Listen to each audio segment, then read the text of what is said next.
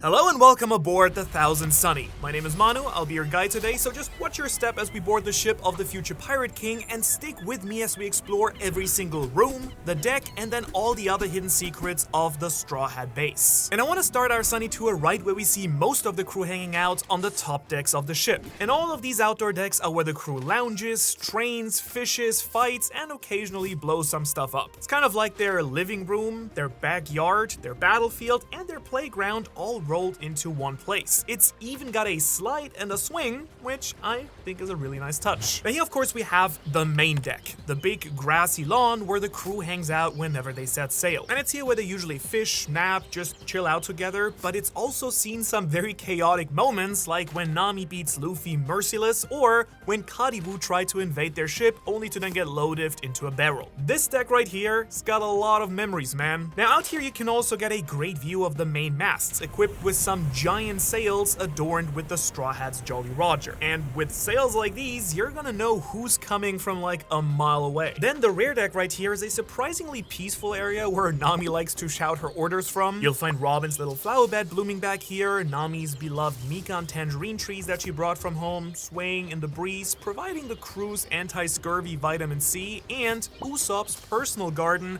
where he grows his own pop greens that are his munition. It's this really cozy looking corner of the ship that feels alive, and you know, I personally really have a thing for any like base or moving thing that has a whole garden attached to it, not only for the looks but also because it basically makes it self-sustainable and you know, they can survive off their own stuff that they're growing there. It's almost like the Sunny itself is somewhat growing along with them, and honestly I really love that contrast. You've got war cannons and shark submarines below deck, we'll get there, but up here tangerines and tulips and a tree with a swing. I think it's also a really nice touch that in effect they have 3 different gardeners tending to all this greenery. In Oda's original ideas for future crewmates, he actually was thinking about a gardener character in mind to join the crew, so I think Oda, just like me, loves the idea of having moving greenery in your base, and he was very clearly planning to have this all along. Now sadly, the idea of a gardener crewmate was scrapped apparently, until now at least, but aspects of this character still live on in Usopp's pop greens, which is why we see Usopp using botanical weaponry nowadays.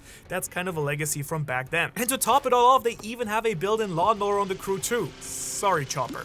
I know it's not as tasty as cotton candy, right? But since you're a doctor, you should know better than anyone else how important it is to eat your vegetables. And I think that's just what, you know, reindeers actually eat. Alright, we've moved on, and now I see you eyeing Luffy's favorite seat, so let's head up to the front of the Sunny now. This is where things start to get really flashy. You can't miss the big lion figurehead at the bow, of course, and its mane even looks like a big sun, because Thousand Sunny, but also very fitting for the ship of the Sun God, and it has some crossbones behind it, Jolly Roger style as well. And this figurehead is actually what inspired the ship's name in the first place, of course, the Thousand Sunny. But do you remember who actually named the ship? Because I actually totally forgot this bit until I dug back into it for this long video. Was it Luffy, the captain? Nope. Frankie, the guy who built and designed the whole ship?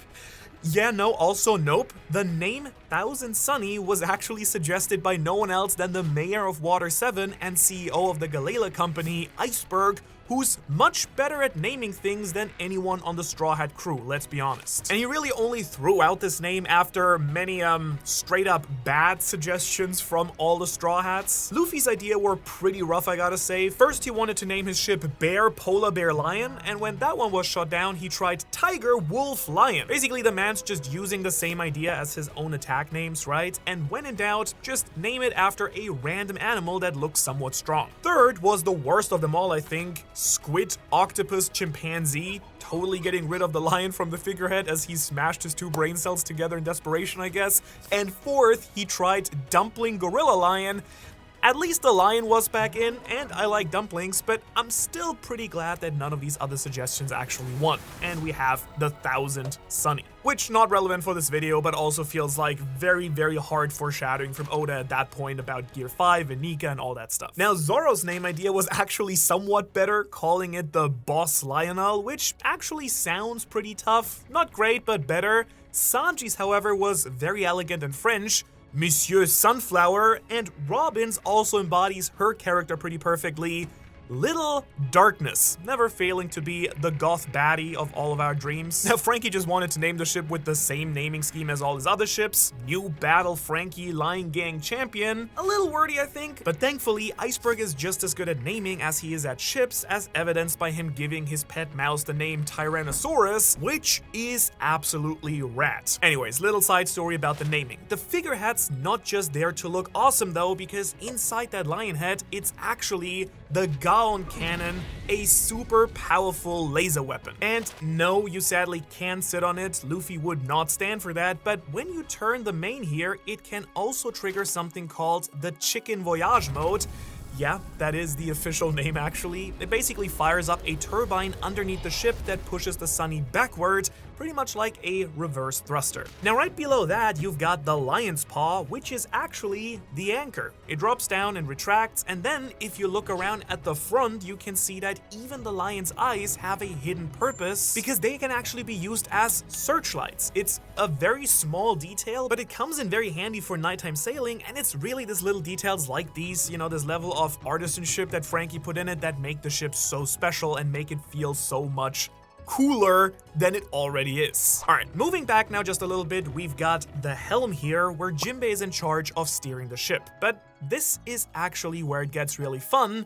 It's not just for steering, there's also a smaller wheel built right in that controls the soldier dock system. You just spin it to line up with the number of the vehicle you want, like the Mini-Mary, the Shark Submerge, or really any of Frankie's crazy inventions, and pull the lever to deploy it right then and there. It's basically a vending machine for pirate vehicles on crack. More on all of these a little bit later. Tucked right behind the helm is the built-in lock post, which helps them navigate the Grand Line. And once again, it's a very small touch, but it just makes the helm feel like a full-on command center, and you can see how much time Oda spent on everything here. And I'll already promise you, you will very much see that Oda probably spent way more time designing the Sunny than he should have, and, you know, I don't know when he did it, cranking out all those chapters anyways. I guess that might help explain why he doesn't have a great sleeping schedule. Now you might be wondering, what type of ship even is the Thousand Sunny anyways? The Going Merry was a caravel, but the Sunny is known as a brigantine, which is a ship that requires excellent skill from its navigator and crew to even sail properly. Wait, what? You don't know what a brigantine is? Well, it is bigger than a sloop, but a little bit smaller than a brig. That should help. You're welcome. Now, to make it easy for those of you who aren't that deep into maritime history, it's much bigger than the crew's first ship, of course, the Going Merry, which, as we just mentioned, was a caravel, and the Sunny, for those keeping track, is actually nearly 5 times as tall and 3 times as long. If this is too vague for you, let's get precise. The Thousand Sunny is 56 meters tall and 39 meters long, and since meters might be hard to visualize for my dear American viewers out there, that's around 18 Jinbeis tall. Now, why am I using Jinbei as a unit of measurement here? Well, at exactly 301 centimeters, he's just a teensy tiny little bit over 3 meters tall, which is the best round number out of any of the Straw Hats heights, or to think of it another way, the Thousand Sunny is just shy of 1 colossal titan, which is a titanic difference from the Going Merry, but it does make a lot of sense. The Merry struggled to take a smaller crew across Paradise, while the Sunny was explicitly built by Frankie and the Master Shipwrights of Water 7 to make it all the way to the end of the Grand Line and the New World, facing the hardest conditions anywhere in the entire One Piece world. And it kind of feels crazy to think about just how much bigger a ship like Big Mom's is even than that. Like, the Queen Mama Chanter still makes the Thousand Sunny look absolutely tiny. And I think just looking at the ship overall and the outside design and everything, like the color scheme is exactly, you know, very Luffy-esque, Straw Hat-like. It kind of has this very, you know, inviting vibe. Like if you compare it to some of the other ships we see who are like that are very cool, you know, for example, Kids or Shanks's, they kind of roll up and are intimidating. When you see the Straw Hat ship, I would kind of be like, oh, can I come on board and hang out a little bit? Because it looks fun and cozy to be on it. And yes, I think, would it be cool to have a more intimidating ship? Maybe, but then again, like the Straw Hats live there. That is where they spend most of their time actually in the story, even though we don't get as many scenes anymore on the Sunny. So I think the fact that Oda really designed it to look this nice and inviting, even just from the outside, is kind of a testament to how much he wants his characters to feel comfy, but also that he probably wants to live on this ship, and that the Straw Hats don't need to look intimidating. They're just so strong and come in and don't care what other people think. They're just gonna have their cool secret base that looks like a giant plushie, and I'm all here for it. But let's switch levels now. And I hope that you're not afraid of heights or gyms, because way above on the main mast here, we have the Crow's Nest, which I already guess is some of you guys' favorite place. And yeah, I know calling it that might be a little bit misleading, because instead of birds, what you'll actually find up there is Zoro bench pressing 1 billion pounds. This spot right here is basically his personal gym, and the amount of weight stored up here is just actually absurd and looks a little bit like a security hazard, I gotta say. Like, the 1000 Sunny is a feat of engineering, right? But even Frankie must have been really sweating bullets figuring out how this thing doesn't just tip over when Zoro decides it's leg day today. And I kind of wonder who else is even coming up here to work out, right? Like, does Usopp come up here to keep his post-time skip jacked physique too? I like to think so. The Crow's Nest also doubles as a watchtower, of course, complete with a telescope for spotting other ships and islands, and a loudspeaker system for shouting down to the crew or for Luffy to yell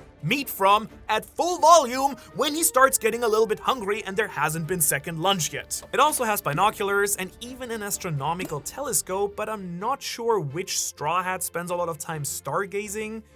Probably Nami, I think, since the night sky can be used for navigation, though not really in the Grand Line, that's kind of explained, but maybe it's someone else's hobby. And of course, these tools can also be used for detecting other faraway ships and other islands, so it's just additional gear. And then flying proudly at the very top here is of course the Straw Hat's flag, swaying over Zoro's mini gym temple like it's guarding both the ship and his gains. And then right up here is also the small observation deck with a guardrail. This is where Carrot especially liked to spend a lot of time during her short time with the crew during Whole Cake Island. But now that she's busy ruling over Zoe, they really should get a dedicated lookout, I think. We need some more Straw Hats ASAP. There is still more space on this ship, as we'll see. And at the moment, I assume that the Straw Hats are probably taking on this responsibility in shifts, but then you also gotta know that you can't let Zoro be in charge of looking out, because he'd either be lifting, napping, or both if he was up there and, you know, throw a bottle of sake in there and it's game over anyways. This is absolutely the spot I would spend the most time in. Like, just imagine bringing a book, being up there, having like a fantastic view of everything. Like a quiet spot where you can just chill, I don't know, like meditate or listen to some music. This would be my sweet spot. All right, I can see that you're sweating bullets already yourself though, so let's head back to the front of the ship and finally go inside, entering the men's quarters. This room stretches the whole width of the ship because they've got a whole lot of guys to fit into here. You can actually reach it through 2 doors coming in from the main deck, and the moment you step inside, you can tell that this place has a lot of personality. And first off, it really feels like a pirate quarters for sure. See those 6 hanging beds? No privacy here, and oh man, can you imagine if someone starts snoring? Yeah, there's no escaping that, and I think the Straw Hat guys all snore. Now, funnily enough, we actually have an official sleep schedule that we got from Oda, which you can see right here, and it's pretty absurd actually, because Chopper, Nami, Frankie, and Robin are pretty much the only ones on the ship getting a decent amount of sleep at least. It really looks like Oda was inspired by his own real-life sleep schedule when choosing the Straw Hats, though I guess with all of Zoro's naps in between, he probably sleeps the most of anyone at the end of the day. But also, having staggered sleep schedules like this makes a lot of sense, since someone always has to be awake to be on lookout duty, especially in the new world, right? You never know what's gonna happen. There's also a sunken table that's surrounded by sofas and cushions on each side. It kind of feels like a cozy, small living room just for the boys, if that living room also had cannons on both sides, I guess. Because, yeah, the Sunny, despite being a lot bigger than the Mary, also doesn't waste space. Even their bedrooms are ready for battle at any point. Then back in the corner there, you can see the men's bounty posters. Can you tell which one is missing? Yep, it's Sanji's. Seems like he's refusing to hang it up because every single time he gets like the goofiest picture imaginable, of course. There are also 6 lockers where the guys can keep their private belongings. In Sanji's case, the belongings are extremely private, because after Sanji left the crew to head to Whole Cake Island and they were left to feed themselves, Chopper looked in here for Sanji's fish encyclopedia to see if the fish that Luffy had caught was actually safe to eat, which of course it wasn't. But while we see Chopper digging through Sanji's locker, he actually shouts about how all of Sanji's books are full of naked people. Yep, and I mean, we always had a feeling, but Oda confirmed it right in chapter 825. Sanji is a canonical gooner. There's also a sword and an axe stashed on the wall here too, but maybe they're just to smack Luffy with if he tries to steal some bedtime snacks or something. And then right outside under the stairs, there's this little nook here with a sink and toothbrushes, and I kind of wonder who has the best dental hygiene of all the men here. And I guess Luffy and Brook don't really count since they can just drink milk and insta-refresh their teeth anyways. Also, Luffy just doesn't seem like the person who even would brush his teeth unless someone like forced him to. Over here we also have this small alarm bell to wake everyone up in case of an emergency. No toilet in this room. Seems like a little bit of an oversight on Franky's part. There's also a hatch in the floor that leads straight down into the storage room where they keep some extra wood and ammo and stuff like that. And honestly, overall, this room feels like the perfect snapshot of the entire crew.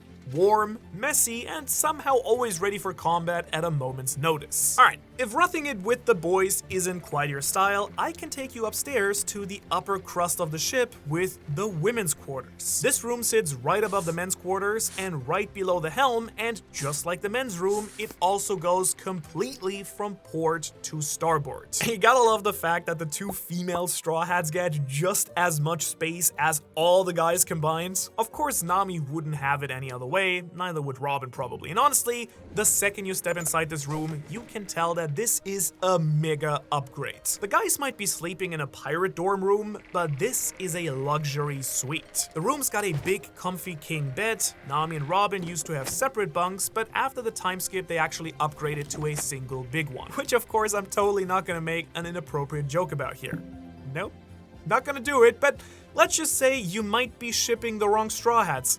Okay, let's leave it at that. Then there's some nice furniture all around it too, like a dresser, a vanity with a mirror, a little bookshelf here, which I really like, and even a cute table with some chairs. As you can see, everything in this room feels a lot more refined. And tucked safely off to the side, there's Nami's treasure chest for like the one time in the story they actually found and actually kept some treasure. Now, this is actually the only treasure chest we see on the ship, but knowing Nami, she's definitely got some private savings comparted away somewhere too, probably booby-trapped as well and everything.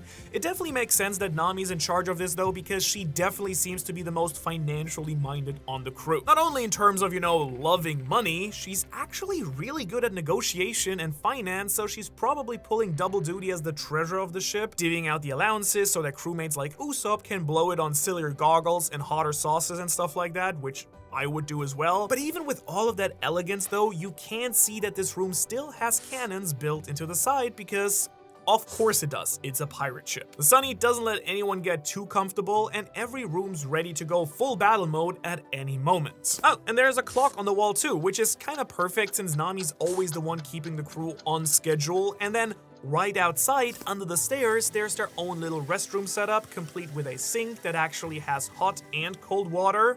Bam. They've got some tea and wine in there too. In other words, the girls are living the high life. Like the men's room gets a toothbrush and an emergency bell and an axe, and the women's room gets a spa day, which, you pick which one you'd prefer. Definitely the axe. And I guess you can just picture Robin sitting here reading with a cup of tea while Nami's counting her treasure, maybe when it's raining outside. Totally unbothered by whatever other chaos is happening downstairs, is definitely happening downstairs with this crew. Meanwhile, the guys are just fighting over who snored louder last night, right? Or something like that. And I'm kind of curious, obviously, to see how these rooms might change potentially in the future if we get other crewmates. Like, I'm very curious how Jinbei now fits in here, because he is now the newest member and a very large guy, so does he just sleep in one of the other bunk beds, right? Do they share because they have the shifted sleep schedule? I'd be kind of curious about that. But I assume the Sunny is so big that probably Franky could just very quickly expand, make another bed or something if that ever happened. Or again, Zoro in the worst case would probably be happy sleeping upstairs in his crow's nest or something like that. I'm sure there would be solutions. I just love how comfy these look. Just regular, very nice rooms. Now, I bet you've already worked up a little bit of an appetite walking around the deck this entire time. Well, here is where you'll want to head to grab a bite with the Sunny's top-class galley. This kitchen and dining room is the real heart of the Sunny, I would argue. The moment you walk in, it's very clear that this is Sanji's domain. The kitchen's fully decked out with a stove, an oven, fridge, and even a proper ventilation system throughout the entire kitchen. There's actually a chimney that leads right up to the top deck, allowing smoke took to safely exit the entire inner rooms. And you can practically hear him yelling at Luffy to stay out of the way while he flips a giant tuna fillet 5 feet in the air and stuff like that. I really want to have Sanji's food so bad whenever I see it. On the other side, there's a very big dining table with plenty of seating, a little bar area, which is very cool, and a huge sofa built into the wall. Now you can tell that this is where the crew spends a lot of their downtime, everyone cramming together eating, laughing, or watching Luffy inhale enough food for 20 people. And I think for Oda also it was a very important place to draw, since partying and having like the banquets and eating together seems to be one of the main themes of One Piece in general, to bond with other people. But much more importantly, allow me to talk about that fridge. It's easily one of the absolute favorite parts of the entire ship for me. It's got a lock on it with a code that only Sanji, Nami, and Robin know, but the secret thing that you may not know is that Oda revealed in a question corner that the code is actually, and write this down, 7326, which is actually Nami's and Robin's birthday combined. July 3rd for Nami, February 6th for Robin. And this is pretty great because I can almost guarantee that Sanji picked out that code in honor of Nami Swan and Robin Swan. It's both sweet, a little bit creepy, and very practical, because let's be honest, if Luffy ever found out that code, everything in that fridge would be gone in like 10 minutes max, right? Though of course I want to point out that not all the food is locked up, because Sanji also keeps a pantry full of raw and unprocessed goods safe from Luffy's stomach until they get cooked up. And you know, since eating only seafood that they catch in the ocean would get pretty boring, I'm sure that Sanji uses his Nami provided allowance to stock up on plenty of other nice stuff for the pantry and fridge so that the crew is always eating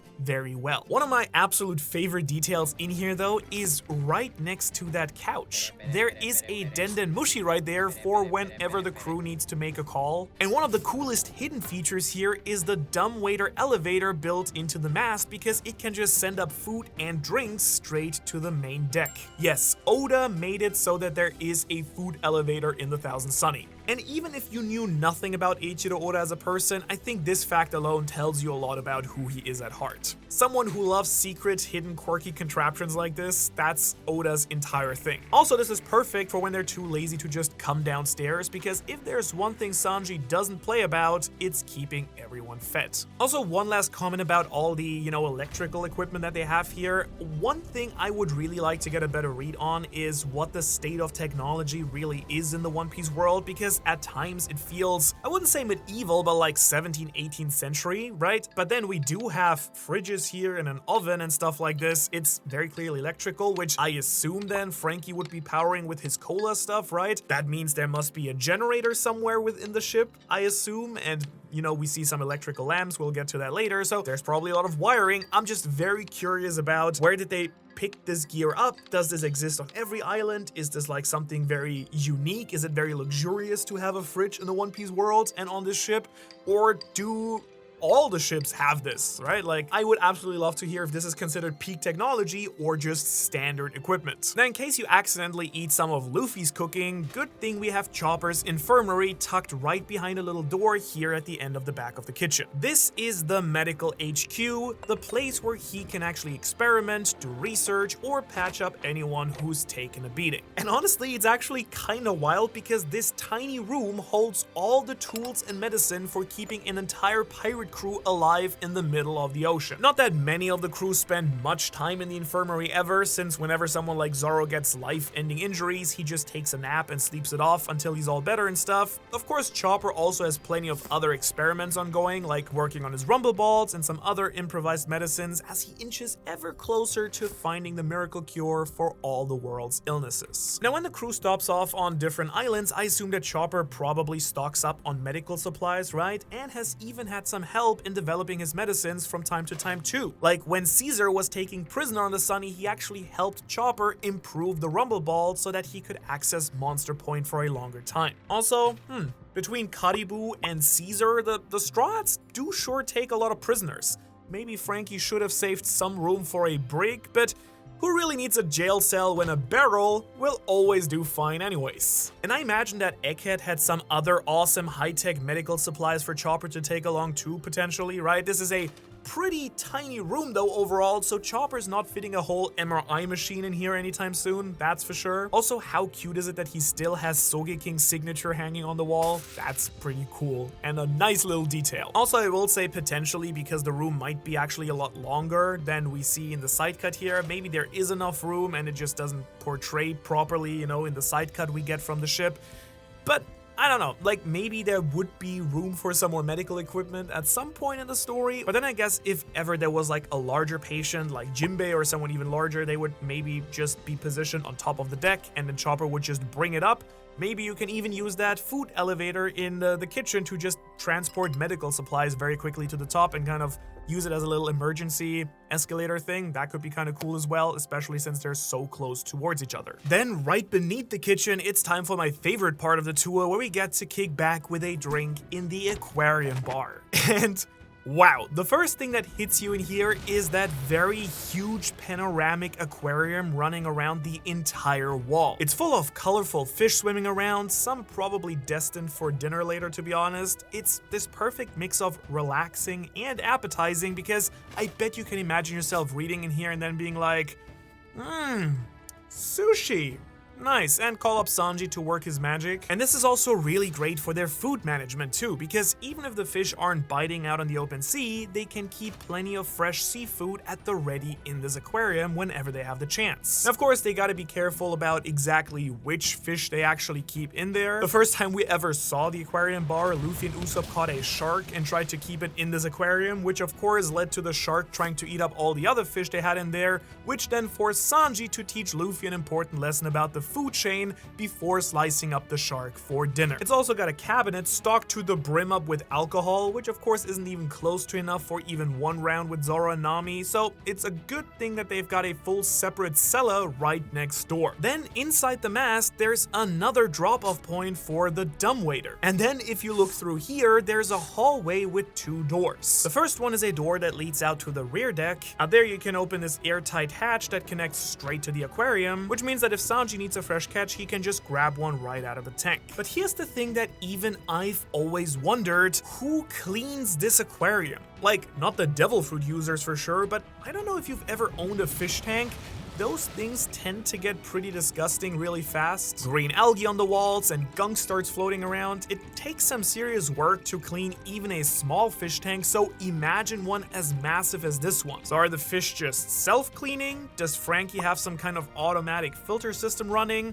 Does Usopp have to suit up in scuba gear to take care of the chore? I mean, maybe Jinbei makes the most sense for tank duty since he can breathe underwater and all, or maybe, now that I think about it, Robin can just sprout some, hands inside of it and clean it that way.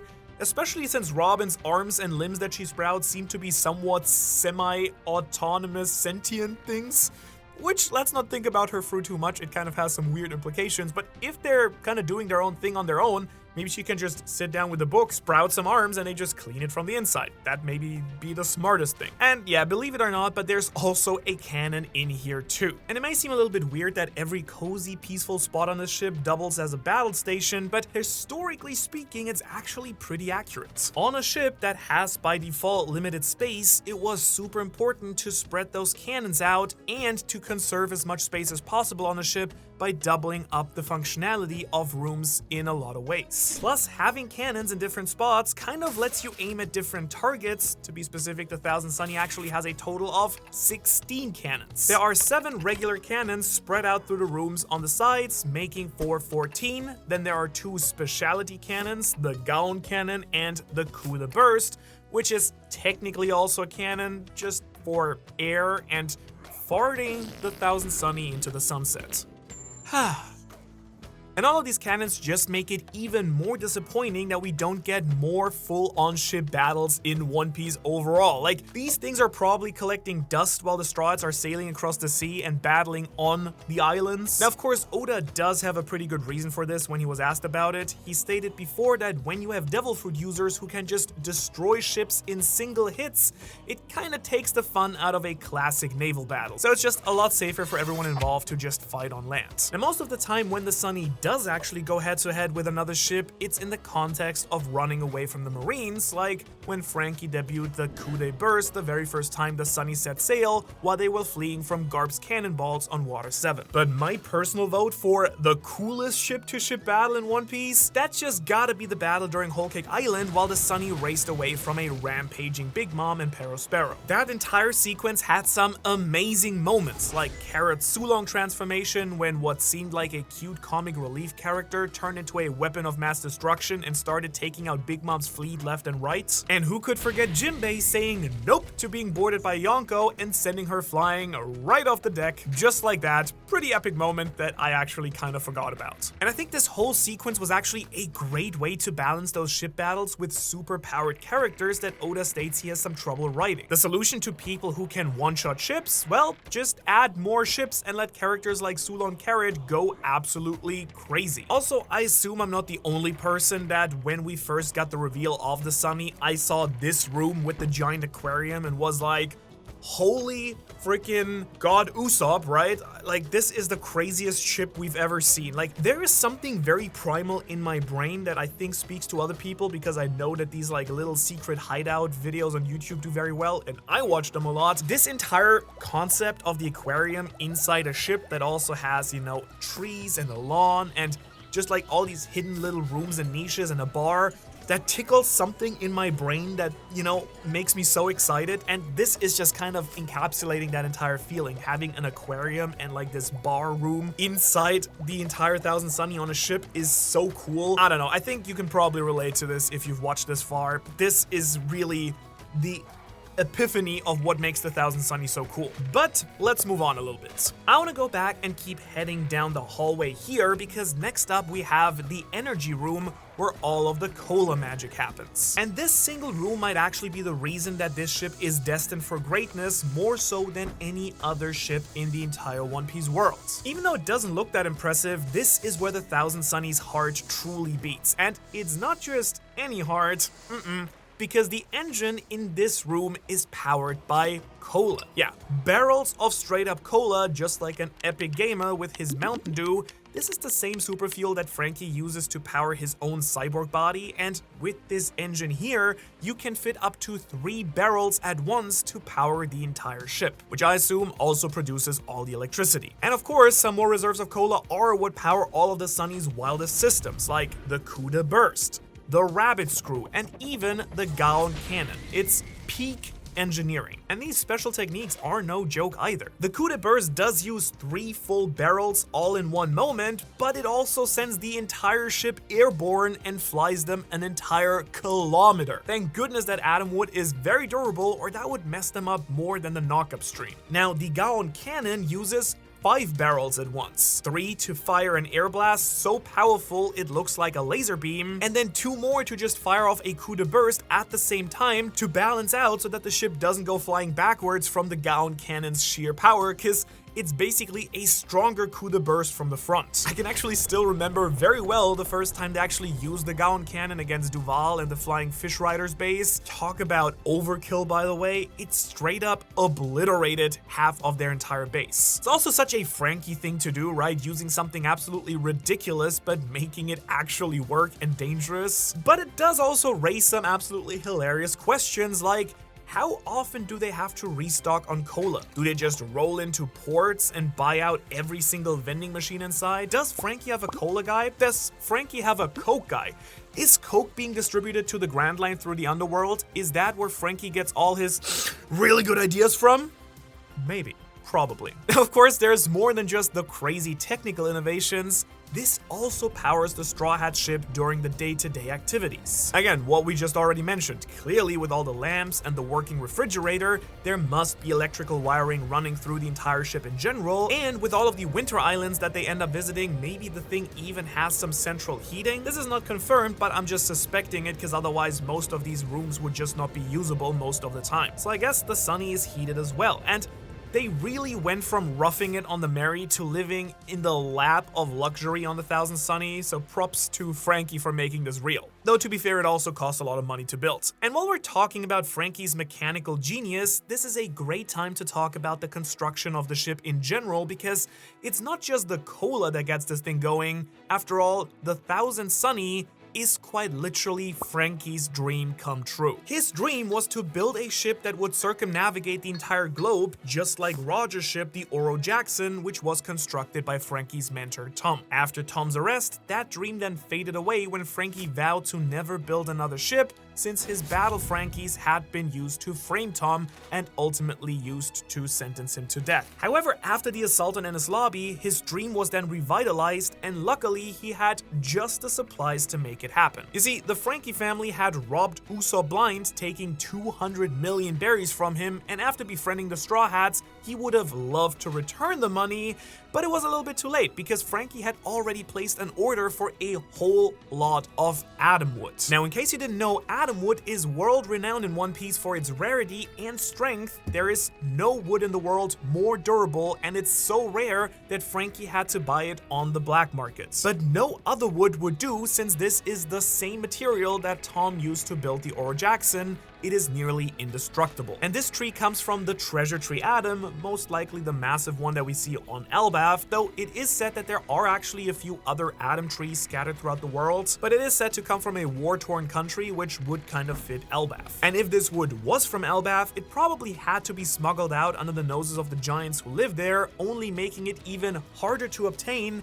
and even more valuable. And in case you want a sense of how valuable we're talking, berries are pretty roughly the equivalent to Japanese yen, so that 200 million berries would be worth around 1,287,000 US dollars at the time of this recording, though we'd probably have to also account for inflation, since, you know, when the Sunny was built was like way back in time, and also the yen has gotten a lot weaker, so it's probably closer to $2 or $3 million at this point. Which, by the way, really just also goes to show what a waste of money Jeff Bezos' super yacht is, because that was $500 million and it doesn't even have a coup de burst. Like, what are you even doing, man? But for that low price of 200 million berries, they have Adam wood to spare, and it pays dividends. Not only is the ship crazy durable enough to pull off techniques like the coup de burst without straight up disintegrating from the force, this stuff can withstand cannon fire, but since it's still wood, fire is still a danger. And so of course are also some heavy hits from high tier characters who punch way harder than any cannon could ever shoot. But luckily, the crew has their shipwright riding right alongside them to make any necessary repairs in real time. Through the teamwork of Frankie and the Gallela shipwrights, as well as Frankie's fellow Tom Worker's apprentice Iceberg, the Thousand Sunny was constructed, and the future king of the pirates now has this ship. Which, allow me to just speculate here for just a moment. Frankie had the Pluton blueprints for many years before he burned them, and the original Gallela were the ones who built the original Pluton. Is it possible that there are some hidden features on the Thousand Sunny that Frankie took from the ancient weapon, took some inspiration from these plans? His straight up disbelief at the blueprints and questioning whether such a ship would even be possible to build kind of suggests that maybe not, but this is a very big popular fan theory that could actually come true eventually, to some degree at least. And I mean, seeing how technologically advanced the Thousand Sunny really is, I would not be surprised that if there are some other secret features that Frankie's just gonna reveal way later in the story, and some hidden features that we just haven't been shown by Oda quite yet, stored away somewhere, like the entire bottom part of the ship might potentially store something else. But let's move on for now, because now, dear viewer, I know you've had your eye on that big, shiny dome at the back of the Sunny ever since we first came on board. And you're right to do so, because it is one of the coolest parts of the entire ship, even from the outside, especially with those two huge lanterns lighting the entire ship up at night. So now let's head over to a personal favorite for the book and map lovers out there, the Library of the Sunny. Inside the ship's back dome are two rooms, and the bottom one is this cozy little library where everyone keeps their books. Everyone except Luffy, of course. And Oda does confirm that every other crew member does have some books in the library. Of course, I've already talked about how Sanji keeps some of his special reading material hidden somewhere else. But just for example, Nami's got her survey charts laid out, a desk for drawing new maps, and there's also this rotating bench that circles the room, which is such a charming touch for the Sunny. But if you're actually wondering who might spend the most time in here, well, my personal bet would be on Robin. She's basically the human version of this very room. Almost everyone else has their own space or hobby zone. Well, except for the poor guys who joined after Water 7, I guess. I mean, give Brooke a concert hall or a practice room at the very least already, please. And no, the Aquarium I think does not count as Jinbei's room, and neither does the Helm because it's not a room, but Robin lives for books and knowledge, so I'll bet that she spends most of her ship time, if she's not sunbathing, in here with a good book while sipping some cold brew or something, or some champagne. Who am I to blame? It is for somewhere in the Grand Line after all. I'm also wondering where they even got all of these books to begin with though. Like, we do know Nami always had a little collection back in the Going Merry days since she was, rocking a copy of Bragman before it was cool. Robin though packed really lightly when she stowed away and joined the crew, so she must have gone on some shopping sprees building up this collection or bringing it from the time skip. But honestly, we already see that the library is pretty stacked out the first time the Sunny set sail. So I guess Water 7 must have had some pretty sweet bookstores. Or maybe Robin was able to bring a lot more stuff and hit it on the Merry than we all thought. Now, if you're looking for a comfy place and a pirate crew to join, why not join the Ohara Patreon? Because I'm gonna upload the art assets that, we had our artists make for this video, which took a lot of time and a lot of effort and a lot of money. We're gonna put them up for you on Patreon. You can either sign up to get them, or we're gonna make them available if you just wanna buy them once and download them. But since I already know that people are gonna ask for this, you can get it over there. If you do decide to actually join as a Patreon member though, it really makes a difference because it allows us to make more videos like these with crazy art and, going really in depth, putting a lot of time and effort into making these.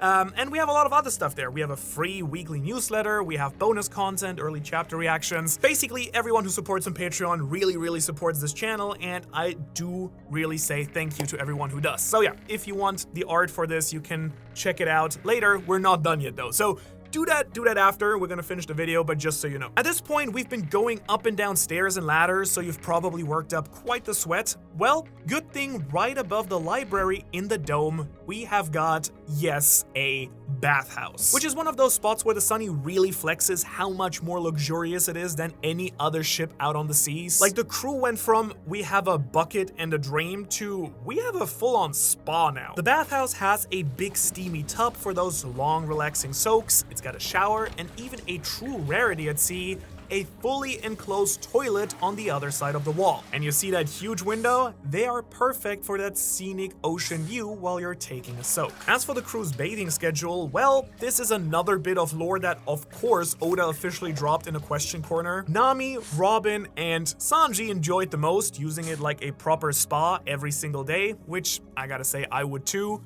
Chopper, Usopp, and Frankie hit the suds every 3 days, while the ones who need to wash the most, Luffy and Zoro, only wash, yes, once a week. Brook too, but I'll give him a pass since he's mostly just bones and he doesn't sweat. But you do know he's got to shampoo and condition that afro though. The bathhouse is overall a little bit less relaxing than it could be though, since Nami's probably constantly screaming, "Sanji, get out!" But yeah, overall for the bathhouse, not that I need it any more convincing because the ship's already as sick, but having a dedicated bath area, like an onsen, a private onsen on that ship with an ocean view, where not only I can travel in style and luxury, but I can also, like take a soak and take some time to chill and get clean after a fight.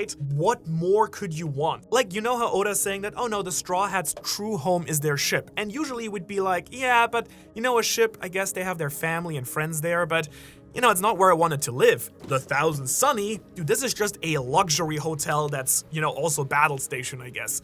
So nice. And we're still not done. And you just might need a bath yourself after we drop down to the real working man's part of the ship, because at the bottom level of the Sunny, Usopp and Frankie both have their own private tinkering area. This is where all things that need fixing, upgrading, or blowing up live. In Usopp's factory and Frankie's weapon development room. Let's check out Usopp Usopp's side first, which is basically a mad scientist's playground. You've got tools scattered everywhere, bits of wood and metal sticking out of corners, a few half-finished gadgets that definitely shouldn't be left unattended, and way too much hot sauce. Gotta bring some tacos down here. This is where he's constantly working and upgrading his slingshot Kabuto, creating new pop greens, and even helping Nami fine-tune her sorcery Climatex. And then right next door, we can go into Franky's domain. His weapon development room is exactly what you'd expect from a cyborg shipwright. There's piles of scrap, massive sheets of steel, and blueprints all over the place. There's even, get this, a small-on furnace on the boat, which seems a little bit like a security risk, but I'm sure Franky can make it work. And speaking of Franky's developments, his skill set is especially useful when temporary modifications have to be made to the Sunny specifically. One of the most useful modifications was of course when Rayleigh coated the ship in preparation for its descent to Fishman Island, and that bubble coating protected it from the extreme pressure found in the ocean depths that would crush a normal ship, while also inflating a bubble of breathable air so that the Straw Hats could survive voyages both to and away from Fishman Island. And while many crews just tame a sea beast and have it pull their ship for these journeys, thanks to Nami's expert navigation skills,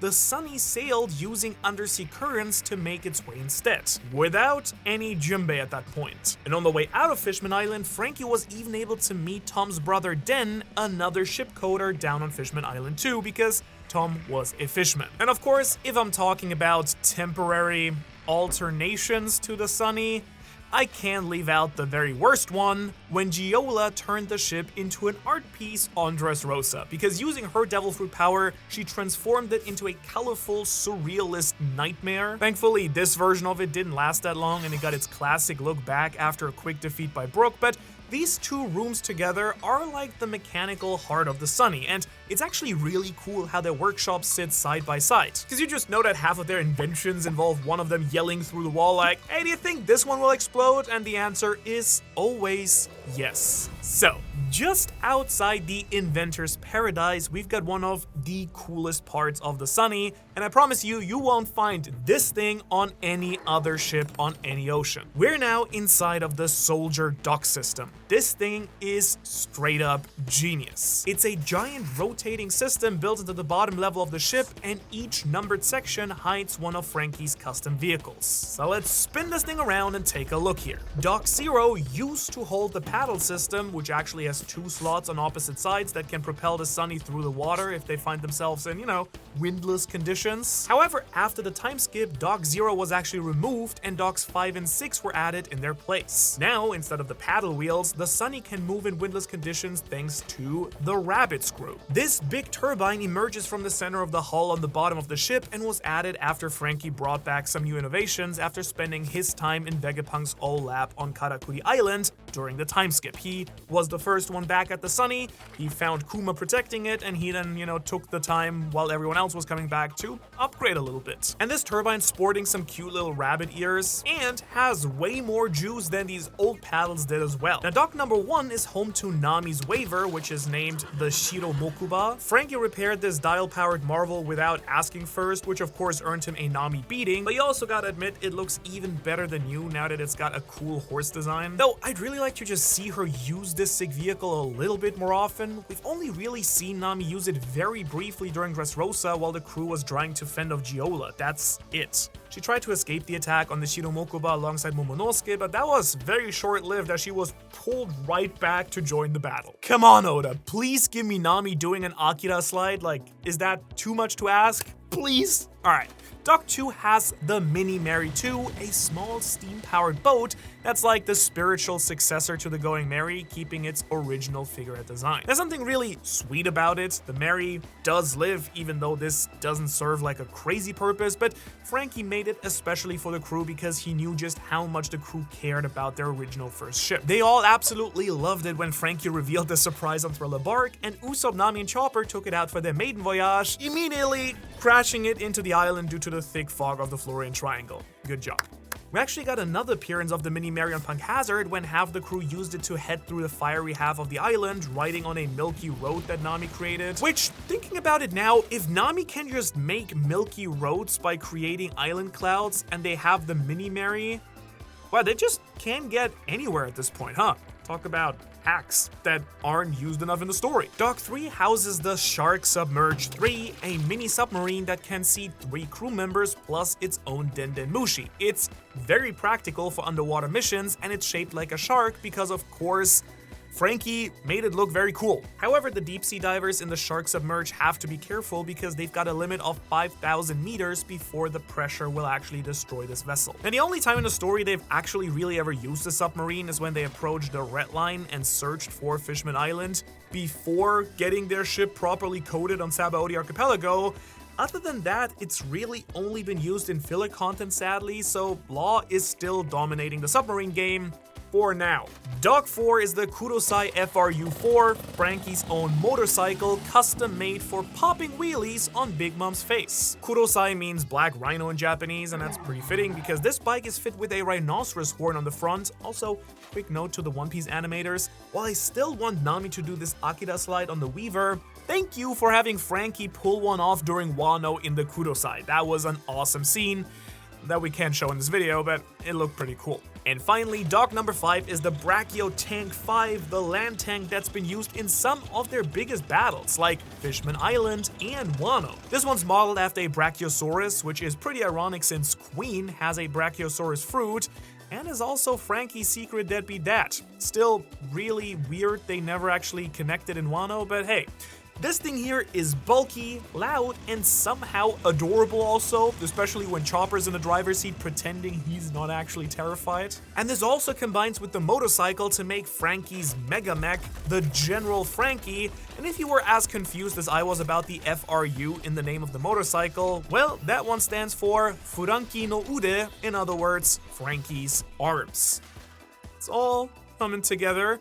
Thanks to the power of docking, this Wapo metal war machine tears up the battlefield, fodderizing central members of Doflamingo's crew like Baby 5 and Buffalo, and making the new Fishman pirates look like an even bigger joke than, honestly, they already were at that point. And who could forget the most important dock of all, Dock 6? Dock 6 contains an inflatable pool, which actually used to be in Dock 4 before the time skip. Does it seem a little bit redundant on the open ocean to have a pool? Well, actually no, not when you have devil fruit users that want to enjoy a shallow little soak too without endangering their entire life. In the center of it all, there's a ladder that goes back up to the deck and a big capstan used to raise and lower the anchor. And when Frankie rotates the entire system, each dock will line up perfectly with the hatch that opens to the sea, ready to deploy whatever vehicle they need. It's just one of these inventions that perfectly sums up the Sunny overall. Functional, flashy,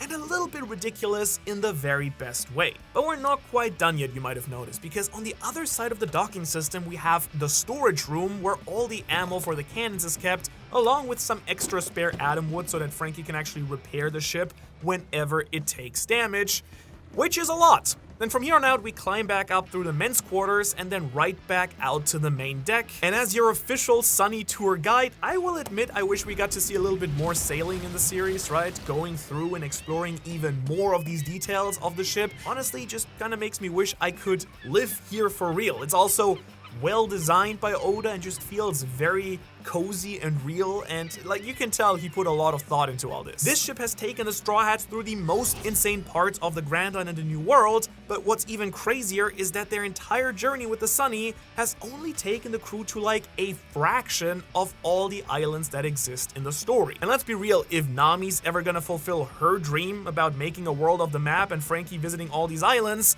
they'll need to go to all of these. Luckily for you, I already did the hard work for Nami and made an entire map of the One Piece world right here, very similar style. Seriously, this thing is extremely cool. I'm very proud of it. Then you can check out the full map in this video right here. Otherwise, thanks so much for watching. Thanks to our fantastic Patreons. Again, you can get, the art for the Sunny there. Link in the description below and in the comment. And I will see you in the next video. Leave us a like and a comment if you like this one, because knowing that you guys enjoy this, would really encourage us to make more videos like these. All right.